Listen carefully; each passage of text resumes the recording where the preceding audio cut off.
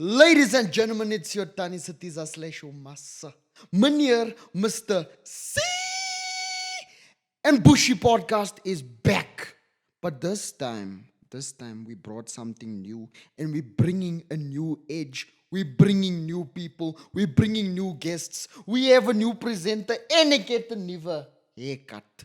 But before we get to the one of the most overdue guests, Mr. Larry Vari from the Pan Khoisan Sovereign Movement, I'd like to first introduce my co host with the most.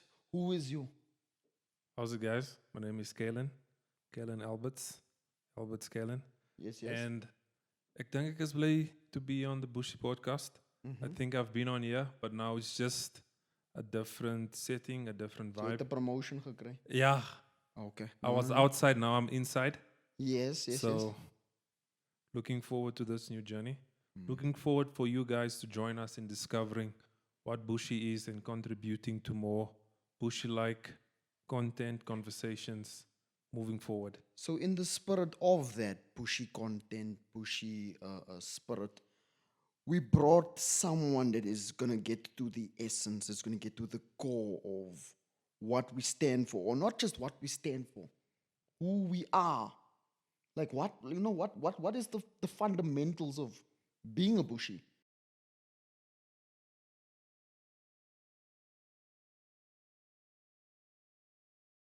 So, Mr. Larry Vari, tell us more. Thank you for having me. Thank you for having me on this podcast. I think the name says it all. I think that is one of the most attractive parts of me being here today, is being able to speak on a platform that resonates with the identity of the platform that resonates with what I stand for and advocate for. So yeah, thank you for having me. I think this is going to be a beautiful session. I hope I can be as enthusiastic as what you are, Mr. C. What an introduction. Thank you, sir. No, I drank my coffee this morning. That's great. Yeah, no. Larry, I think we're gonna jump right into it now. We all know that the term colored, that word, it's one of the most divisive words ever. But yes, it was a term that was created during apartheid, right? So what I'm trying to understand is the fact that it's a label that was created, nah? And yet we still use it till this day. We acknowledge the fact that it was created by an unjust system, but yet we still perpetuate it today. Do you think it's because we are mentally still in that system, or what's going on? What's your take on this? I think, it was legalized in 1950. But in terms of, between 1950 and now, I think is about 76 years, if Yeah. I'm not mistaken. It's a long time, actually. And there's probably maybe 3 generations, 4 generations that was born in that period that only knows that. More especially maybe the last 2 generations that only knows colored. They don't know anything else. So in terms of what that term means, I think it's not necessarily that we're enslaved to the term. To some degree, yes, but I also feel that it has become some sort of, it's part of our journey, to put it that way. Whether you identify strictly as a Khoi and San person, or a bushman of a bushy, whatever it is, that colored identity, that colored term was part of your journey. Whether it was forced on you or not, it's part of the journey. So what you make of it now, how enslaved you are to that term, I think is maybe a conversation.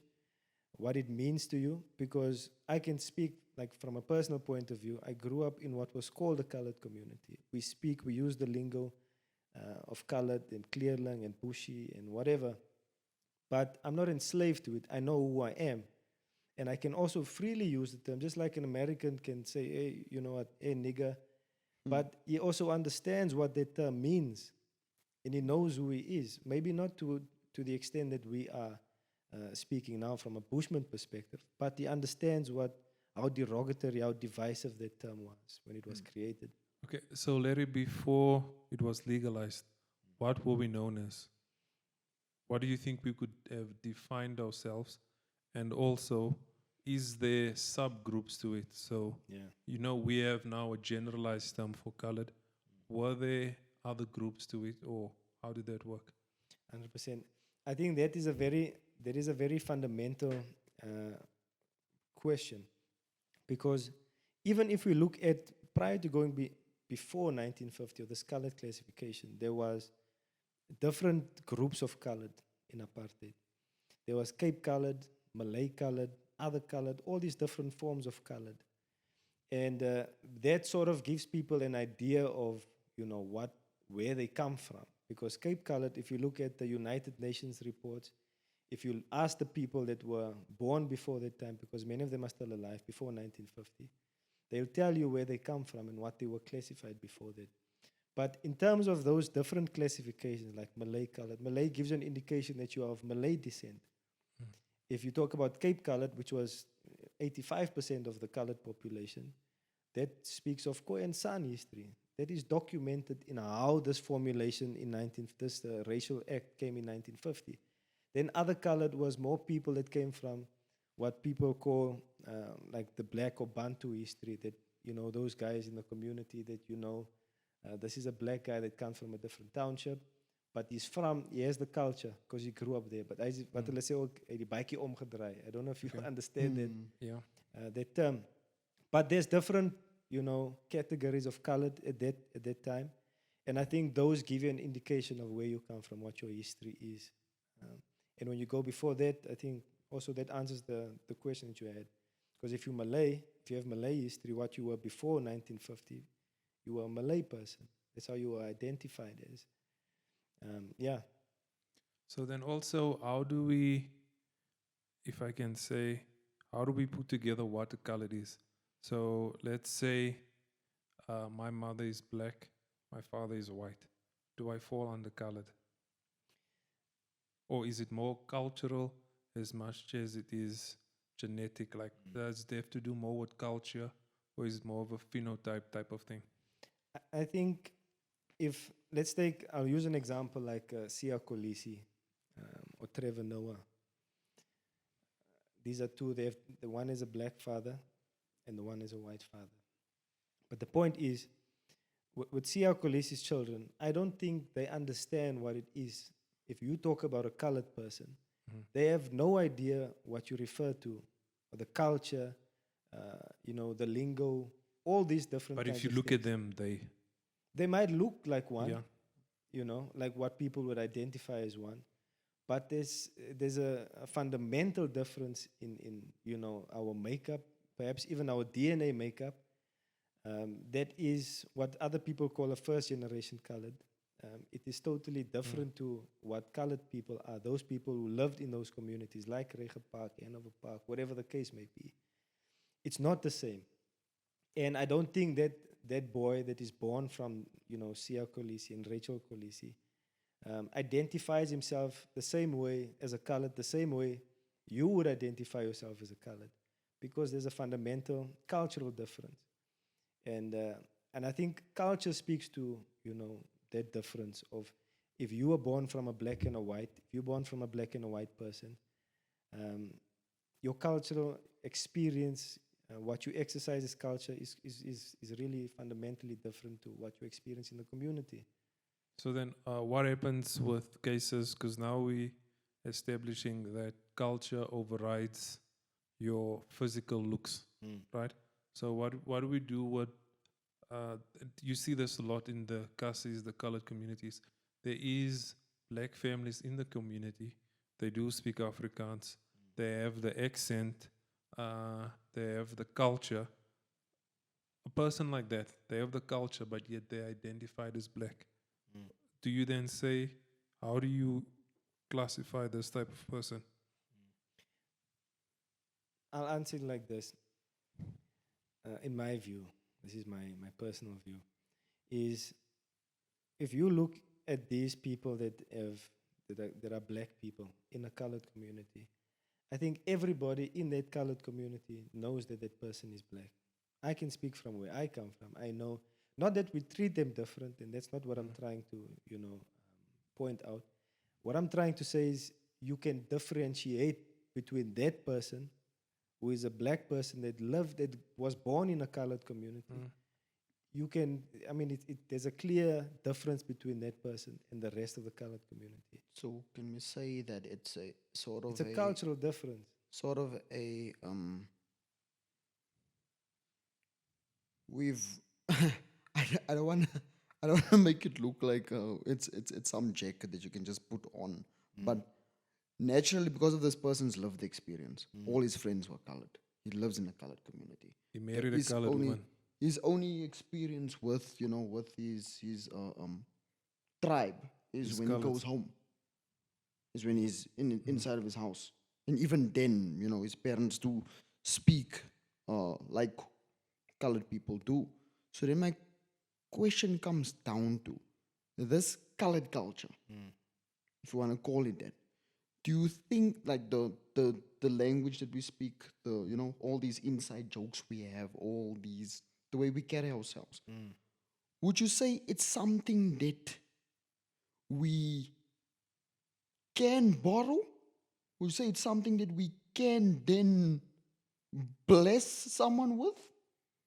Kind Is of it- like in America, they give you the N pass. Yes, yes. Is it? Do they get the C pass? Do I? Look, I think I've met many white people that are very fluent in Zulu, for example. Yeah. They understand the Zulu culture. They Yeah. can do that. They can fit in, but they'll stand out because of how they look. But in terms of practicing that culture, 1,000% they can do it perhaps even better than what Zulu people can do. So can anybody practice and adopt that culture? 100%. I don't think culture is restrictive in that sense that it's only for this people. No, anybody can exercise that. But maybe there's a difference between culture and identity, Yeah. because you can't be something that you're not. You can't be a dog if you're a When you're human fish, being. yeah. You No know? matter how good you bark. No, yeah, 100%, because that's your makeup. You understand what I'm saying? So in the same sense, you can behave like a dog, but you're not a dog. So in the same sense, my point is basically, perhaps there's a great distinction between culture and identity. Okay, so on a, I want to say less intense note, because this last few minutes felt very intense. Yeah. Went right in. Yeah. No loop. If hou many dieren in die huis in. Just on a lighter note, this is something I struggled with in high school, primary school, right? When it comes to Heritage Day, right? What do colored people wear? Because I know they tell us Slana Kavela, tracksuit broek and a Uzi skipper. Is it the doek? Is it The gown. the gown, the rollers? What do we wear outside of that? I think to prescribe to someone, it's more especially for what is termed as a colored person, because there are different kinds of coloreds. Yeah. More especially if you go to Cape Town or the Western Cape, you Yeah. get to see different colors. Yes. The Boerkaap, Malay people, they'll tell you ons en hulle. They distinguish themselves as different people from The other. what is people of Khoisan Yes. history. So they know who they are, actually. Malay people know that they're Malay people. The people that have been really wiped out, the history that has been wiped out, is those who derive themselves from the Khoi and San people. So those are fundamentally the people that are, impacted by, they don't know what to wear on Heritage Day. Those, in particular, those people. They are colored people that have Zulu ancestry or Zulu heritage. They'll wear Zulu outfit, though they are still a colored person. And let's say a person like that, That's not their wrong. makeup, That's yes. not wrong. That's who they are, and they Yes. should embrace it. 100%. but if their makeup is more colored than Zulu, let's say 25 colored Well, now or 75 colored and now we- 25 Zulu. Now we're going in. Who gets to decide? You get what I'm saying? My- Now we're taking it all now to phenotype. So like, Yeah. if on a I genetic feel level. Yeah, if I feel as white as I am with my one Zulu ancestor, if I feel I want to dress like a Zulu on Heritage Who Day, can then deny you that? who can deny me that? But at the same time, phenotypically, I look more colored. So it's more a matter of the reason I'm not dressing traditionally like a colored has got nothing to do with the fact that I feel more affinity to Zulu. It's got everything to do with the fact that I simply don't know how to Yes, express myself that's what I traditionally and I think as the a colored. In terms of 100%, in terms of the question that you're asking, I would answer it like this, because you're basically saying there's this gown, doek, whatever yeah, mentality, our it's a confused elders, mentality. Regenpark, that's what we're Well, using. all the way to the Cape, even, and wherever Yeah. else. But the point is, how do these people dress?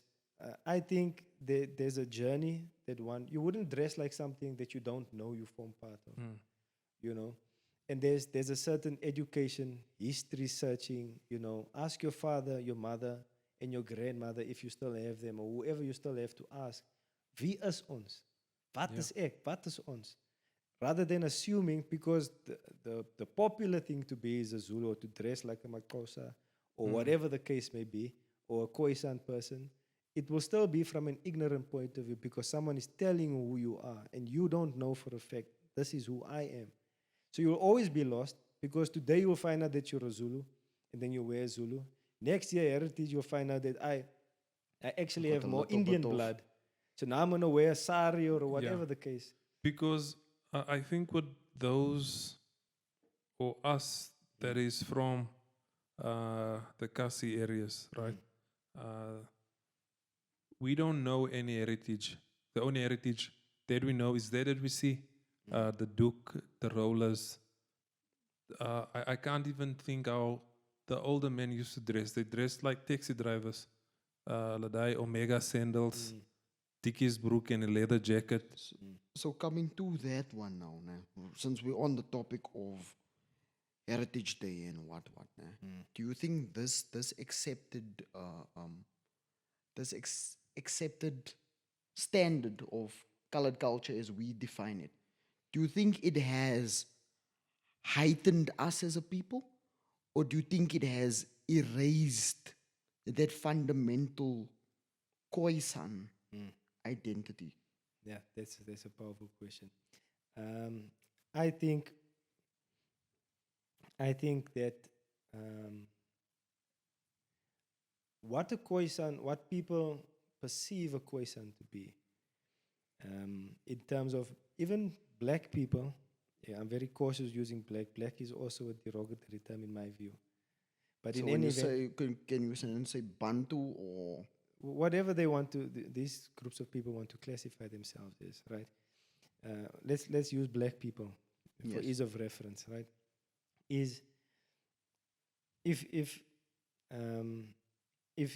a colored person, or whatever was the history of the Khoi San person, that has evolved over time, and this is now what we do, who you are, your practice. Culture evolves. It is proven worldwide. It's not to say black people, even some white people, want to sort of push Khoisan people into the history books and say, that is a Khoisan. This, you dressing like this, how can you look like that? How can you, where's your skin? I mean, I've had instances where black people would go to the Northern Cape and they'll meet these Bushman people, right? And they say, you know, and these Bushman people say, I'm a Bushman, I'm from the San community, and whatever, they explain themselves. And a black person will then say, how can you be a Bushman? Where's your skin? And the most appropriate answer that you'll get from that is, how can you be a Zulu if you're wearing a suit? Because the Zulu also derives, their history is also very, it's not a suit, it's not a tie, it's not a Nike jacket or It's whatever not a the case may be. westernized way of Yes. dressing. So a lot of what people perceive a Bushman as, a Bushi, is that you must fit to that, you must dress like, you must have the hair like that. If you don't look like that, then you can't be that. My view is that we've evolved over time. And whatever I am doing now, this colored culture that we define as colored culture, is the evolution of what took place whatever you blame it on colonization, blame it on all these different factors. Everybody's evolved as a result of colonization into what they are. And now for Khoisan people, it is a sin to be who you are. I'm not talking about the mental slavery of identifying yourself and not knowing who you are as a colored person. I'm referring to the fact that you've evolved over time. You practice certain things. You speak differently. You can't be penalized for evolving. Whether it's good or bad, it's where you find yourself in. And what you wear doesn't make you who you are. How you look doesn't make you who you are. It's more your history, where you come from. Larry, can I interject with that Yeah. one? Much the same way as a Zulu in Santon can wear what he wants to wear, 100%. right? It's not going to be dressed traditional, right?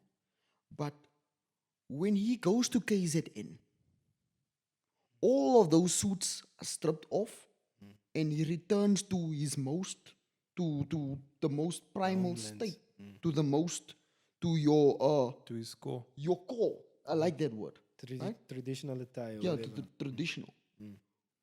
How many of us have that? How many of us have a place that we can go home to, and then we can practice these lost customs, speak these lost tongues?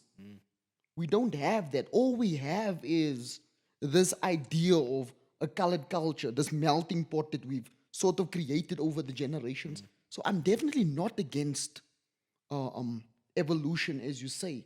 But then, where's our fundamentals? And how do we get back? Like, is it before I can even ask, how do we get back to it? Is it too much of an ask for me to want my daughter to No. know what we are? And not the lady with the black labels and the rollers.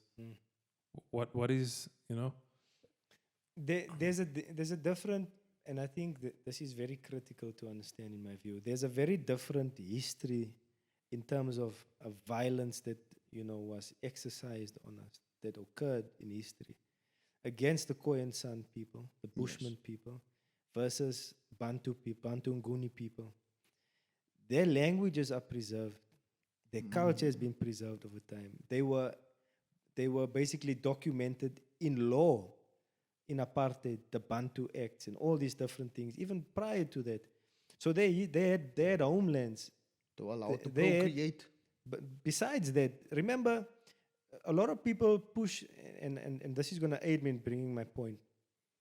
A lot of people don't understand. They say colored people lived better under apartheid.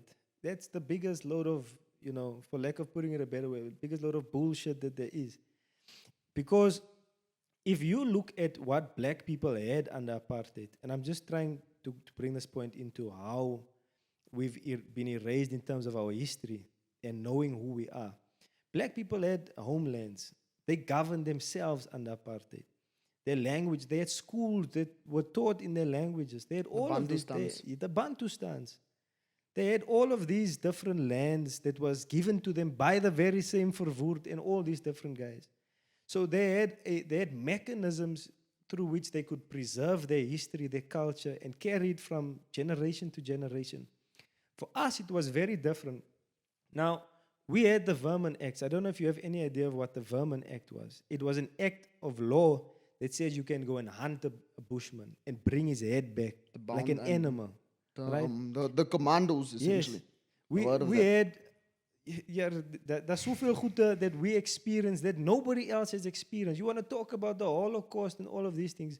We went through a fundamental, Genocide. probably the worst genocide the world has ever seen, in my view. And maybe we can argue that I'm not putting that as an absolute fact, but it's been that bad. And our languages were criminalized. If you had to speak your language, you were basically, you'd be thrown, you'd be killed if you spoke that language. And this is why there's our languages, specifically ours, are extinct. If you look at, go back in laws like the 1913 Land Act, which is now in this very same constitution, it speaks to who was catered for in apartheid. I'm talking about from a land perspective, from a preservation perspective. We were not catered. We were meant to, because of our status. Remember, white people aren't stupid in the sense in what they did in history. They basically erased the First Nations so that nobody can try and make a claim to the land. They can openly tell a black man, "Jy weet dis jou land hier. You know who we got this land from." Right? Black people have acknowledged that also. I'm using the term black again, Yes. right? And white. They've acknowledged that, this is not their land. So you sort of had to erase one person, damage their history. Let me just make this point. Yes, yes. You have to damage their history, sever their ties from where they come from, make them see themselves as different, bastardize them even, so that they have no clue where they come from and can never make a claim on that. So now your ties are so far cut off, you totally severed from your history. You don't know who you are. And then, you find yourselves now in this predicament. It is so difficult. There's a heightened effort of, in terms of going to do history and finding out who you are to make a claim back on the land. I'll go even further as just to make the point in how we've been, our history has been decimated. Is if you look at post 1994, the very same black government, this African majority parliament, because it's an African majority parliament, yet they've suppressed the very same history of the First Nation people. Now, why would they do that? If you look at the white papers that were drafted, I know this is very legal and political, but you look at the white papers that were drafted by black people, African people, where they said, well, we acknowledge these people, there must be something that we do for these people, but yet 29 years or 26 years, however many years later, there's nothing. From 1996 through Nelson Mandela, all of these guys, presidents and administrations that we've had, have acknowledged these people are here. We've had the United Nations come, the African Union, all these institutions, global institutions come here. And they acknowledge there was a genocide that took place. There's a slow genocide that's still taking place. And all of this aids now, or brings us to a place where we understand now as a people, because of all of this paperwork and research and history that has been done, right? Where we understand, eintlik, dis wat met ons gebeur het, this was the objective of, what they tried to do. This is my inheritance. This is what my right is. You understand what I'm saying? So if we understand that black people don't have the same problem that we have, they never went through the same erasure that we went through. Their languages, their culture, all of those things weren't erased. Ours were erased. Come on. And that is why it is difficult for you to go back to our homeland, because where will you say is your homeland? The land When was it has been segregated for erased. you. Yes. Yeah. The Cape Colony. And then they tell you, maar jy lyk aan soos 'n boer, jy man. Jy's aan gemix. Jy kan nie daai claim maak. You understand? You're not African, you're not this. And in Cape Town, when you go, they speak of African people. Are the Africans. I'm very confused when I go to Cape Town and you get Colored people. that say Yeah. the Africans. Well, wat is jy dan? Cosas. Do you No, that's know? fine. That's ethnic. But if you say African, what are you? If those are Exactly. Africans, you know what I'm saying? Like another thing is just important, right? Praat ek te hard, sorry. No, Go no, for no. it. Go for About it. Another thing that's very important, right? If you look at especially at the geography of South Africa, Yeah, and we're touching on Cape Town, right? 100%. Eastern Cape is very important to this conversation because the people in the Eastern Cape, the black people in the Eastern Cape, particularly Xhosa people, they are very close to colored people, right? To Khoisan people, they share similar looks, and there is that lines. There's like a bloodline, right? And I think also, if we speak of African, black Bantu people are African, Khoisan people are African. 100%. We can't change that. 100%. I think the real fight also is against creating, how do I say, divide and conquer. Let's say the Bantu people and the Khoisan people. But then in many ways, like I'm saying, Eastern Cape and Western Cape, it's similar. They're In similar. Northern Cape. Northern Cape included, yeah, Namibia included. 100%. They're very similar Botswana. in their ways, Yeah. but now there's still that segregation. If I can How do jump we in- address that? If I can jump in there, but before we ask Larry, in terms of the Xhosa people, naturally their cliques were derived from the Khoi. Mm. Yeah. That's where the literally this is documented history. That the cliques were derived from the Khoi people, right? This shows that there was trade between them. Sometimes Interbreeding. there was interbreeding, definitely. But we are led to believe that during this Bantu expansion, there was this constant conflict between the original inhabitants of South Africa and these, our, if you want to call it, the first colonizers of this country. But no, there was much more. Invaders. No, there was more. Well, There was there- more. there's There was more something. agreement than. Do you than- know? than- It's a very weird concept, right? I look at myself in particular. I meet with a lot of people, a lot of continents, different nations, different cultures, right? Africans. I'm speaking about Africans. I'm excluding North Africans, so Egypt, Algeria, Morocco, Ethiopia also.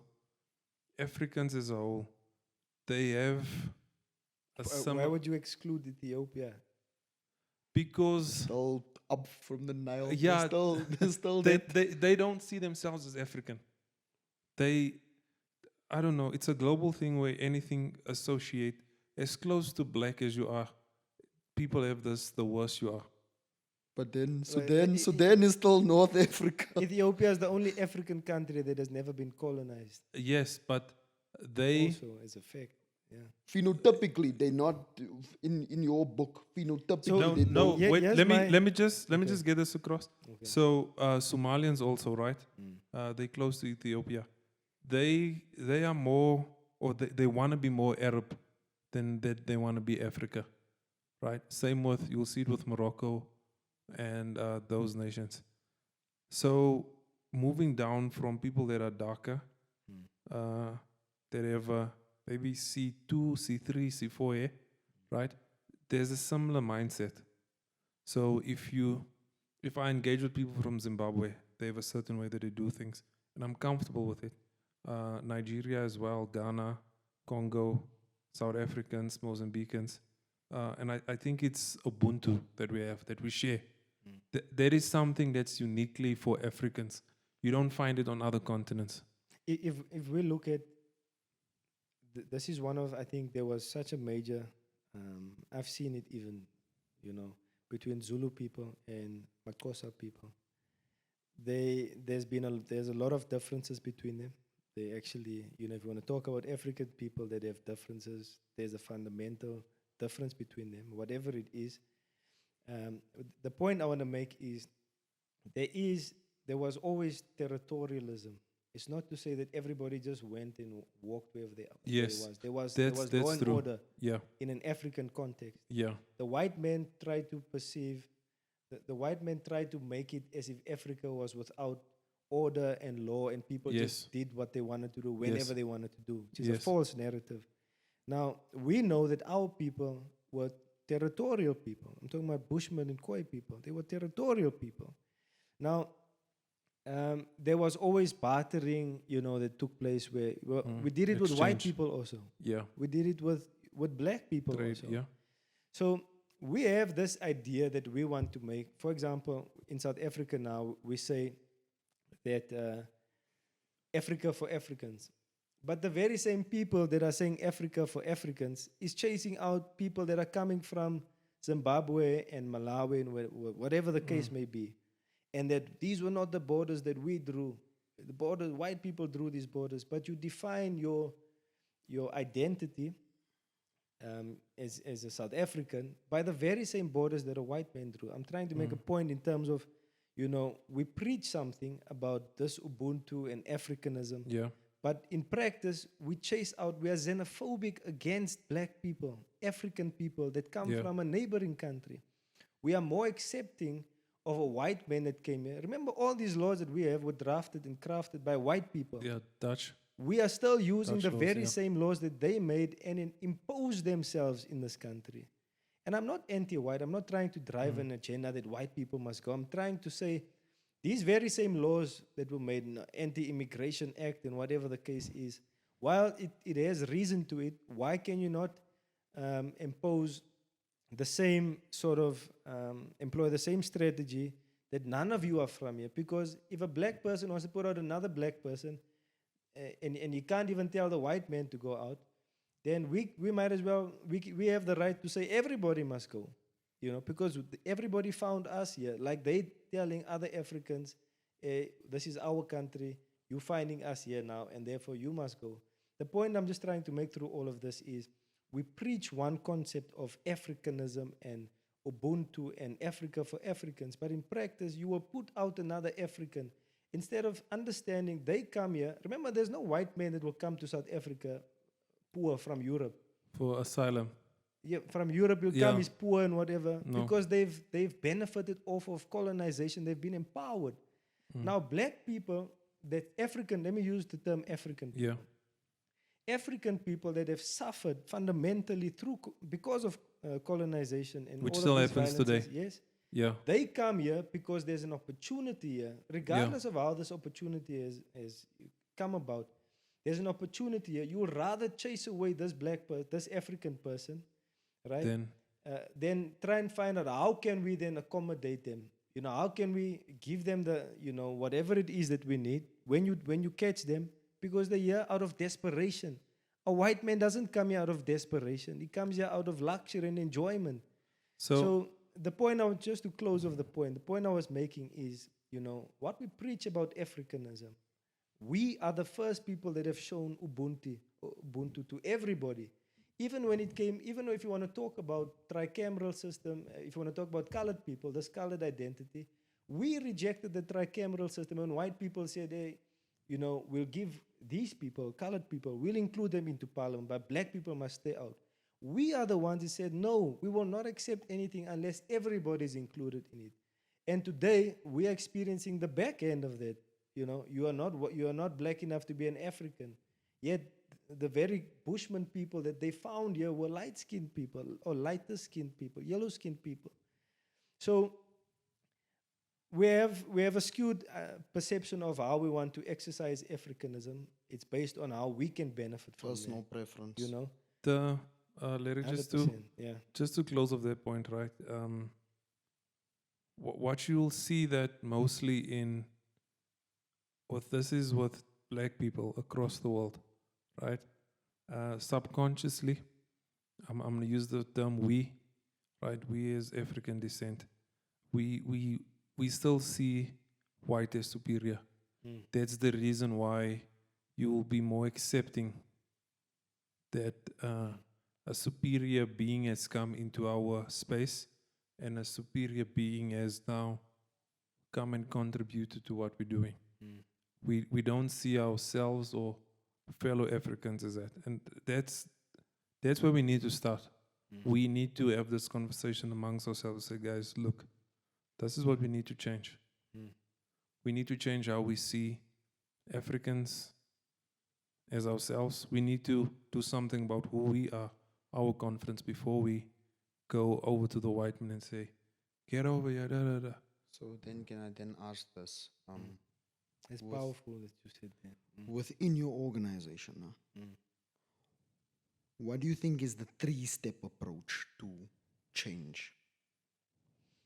I don't think, I've thought about it in sort of 3 steps. But in terms of changing, I think, first of all, I'm a Christian before I'm anything. Before you want to call me anybody, or before I even identify as that, I'm a Christian person. And that's where my first source is, where I come from. And so there's a scripture that I used that I want to answer that question with, where God took the Israelites out of Egypt. And when he took them out of Egypt, they were delivered into the wilderness on their way to the promised land now. When they were delivered out of Egypt, right, it took them 40 years to achieve something that was supposed to take 40 days. And the issue that these people had was, though they were delivered from Egypt, they were still enslaved mentally. They thought like the slaves that was working Their in minds Egypt. were still in Egypt. Yes. So, so even though you are delivered, sometimes you are still enslaved. You're not free because you're still enslaved to that concept of perceiving things in a particular way. We still see white as superior. We still see, Black as inferior. between ourselves, as on Yes. Skyk, you spoke about it earlier, when we talk about, this hierarchy in the colored community, we still want to perceive, not me, I don't see it that way, but we still want to perceive that black and dark is less, and that the straighter your hair, the lighter in complexion you are, is better. The more superior So, you are in the colored community. 100%. And so the first step into, our liberation out of, from colonization is to free our minds. We need to see ourselves as different. We need to see ourselves as not less than. We need to see, we mustn't look at people through the lens of color, that because you are this, because you are that, because your hair is like that, you are of a lesser, person. So the first step, in my view, is, we need to change our minds, free ourselves mentally, get out of Israel, get out of Egypt in our minds. The second point, I think, is we need to understand that this Khoisan fight is not about trying to impose something on people. It's trying to make people have them understand that there is something that people have, both black and white, have tried to erase. And that is the fundamental part of that is, the rights that is bestowed upon that person, the First Nation person. You are the owner of the land. The reason why the laws, why it has taken a black government so long to enact something about the Khoisan, they've acknowledged us all along, but they haven't legislated us into law, is because they understand the rights that goes with it. The moment they acknowledge the Khoisan, that means the land question is now going to be a thing that they can't deny and refute, that, we have to sort of now change the whole way, the whole function of the South African government. So understanding this Khoisan fight is not about us or whoever trying to impose an identity on you that you don't understand, or you maybe not even, you don't derive yourself from that. It's about understanding these people were erased. There's a history that was, buried under the sand. And the purpose of that was the rights that come along with it. And so for anybody that comes from that, you have a right of refusal. I know I'm a Bushman. Ek ken ek is 'n Bushie, maar ek gaan nie dit doen nie. I don't want to get into that. I don't want to do that. But you do it from a place of understanding. So as opposed to someone who is enslaved in this colored mindset, who doesn't see anything other than colored, it's like a person, I know I'm stretching this point, but it's like a person who's working for 3,500 and he has a job, but he's barely getting by every month. Somebody's offering him something better that can change not only his life, his family's life, but because he's afraid or he's so comfortable in struggling and the status quo that he won't move past that point, because it causes him to make an uncomfortable decision to reckon with history. And so once we pivot out of that mindset of just clinging onto this identity, you can be a colored person in private, right? Like black people in America call themselves niggers, but they understand what that nigger term means, So in the same way, I believe, let us move to a place where we understand what color was designed to achieve, but also understand where we come from and what rights are associated with that identity. And then you'll actually be surprised to find out how much more of a force you are to be reckoned with. No, perfect stuff. Okay, just in closing, Larry, right? From you, right now, I want to ask you, colored leaders that are there out now, right? Colored leaders, yes. Okay. Brown leaders, right? Who would you say, okay, these are people walking in excellence? I don't know, it's a weird thing. Colored people, whenever they get to the top, they get to the top, right? If a colored guy gets to the top, if a colored girl gets to the top, they really get to the top. Colored people are extremely talented. The most talented footballer in South Africa Benny McCarthy is a colored, right? So whatever we do, we somehow You with make the it to the top. yeah, we when we get to the top, we really get to the top, right? So now, of current colored leaders across different industries, who would you like say, okay, this one is doing very well, this one I'm very proud of? Who are the standouts? Maybe people we know, people we don't know. First of all, when you refer to colored, as I've broken down earlier, it's very vast. Yeah, There's, not all colored people are Khoisan people, right? But so I'm just trying to understand that point. So colored in the ordinary sense that how Yes. Colored like you everybody win. identifies. Colored like you win me. yeah, not in the sense of Trevor Noah or Okay, yeah, Or understood. Sasha Feinberg and Gomez Zulu. Yeah. yeah, So there's definitely a person that I've always, thought and admired was Steven Pienaar. yeah, I think he's achieved amazing. amazing And no things. stories, No stories. He, man came, of high he discipline. understands where he comes from also. Yeah. He's given back to where he came Yes. from. So The biggest colored football tournament, Stephen Pienaar tournament, happens every year. Mm. Yeah, So I resonate very much. I've met him many times. Not many times, met him a few times. I've resonated with that history that he has and the character that I've seen in him, right? There's other people that I would say,